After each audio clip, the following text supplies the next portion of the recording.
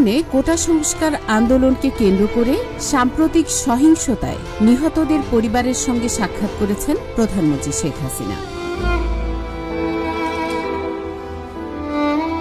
রংপুরে বেগম রোকেয়া বিশ্ববিদ্যালয়ের ইংরেজি বিভাগের শিক্ষার্থী আবু সাইদ সহ দেশের বিভিন্ন স্থানে নিহত ৩৪ জনের পরিবার গণভবনে আসেন।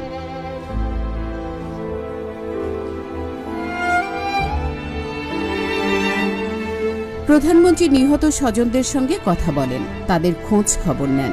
অনেকে প্রধানমন্ত্রীকে জড়িয়ে ধরে কান্নায় ভেঙে পড়েন। এ সময় আবেগ আপ্লুত প্রধানমন্ত্রী শেখ হাসিনাকেও অশ্রুসজল হতে দেখা যায়। প্রধানমন্ত্রী তাদের সান্ত্বনা দেওয়ার চেষ্টা করেন। এ সময় গণভবনের বাংকুয়েট হলে এক হৃদয় বিদারক পরিবেশ সৃষ্টি হয়। অশ্রুসিক্ত কণ্ঠে প্রধানমন্ত্রী বলেন, আমি তো বুঝি আপনাদের বেদনা, আমাদের প্রতিনিয়ত এই বাপ মা ভাই বউ এদের হারানোর ব্যথা নিয়ে আমাদের চলতে হয়।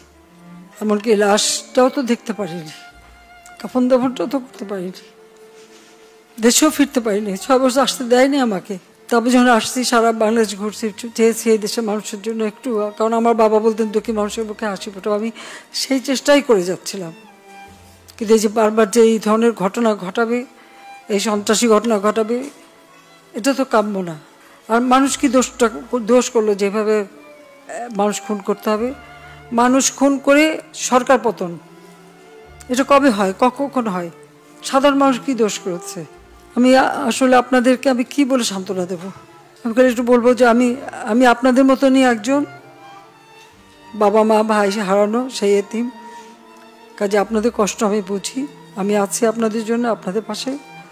আর আমার চেষ্টা থাকবে যারা এই খুনের সঙ্গে জড়িত খুঁজে বের করে তারা অবশ্যই যেন শাস্তি পায়, সেটাই আমার প্রচেষ্টা থাকবে, সেটাই আমি করবো। আপনাদেরও সাহায্য চাই।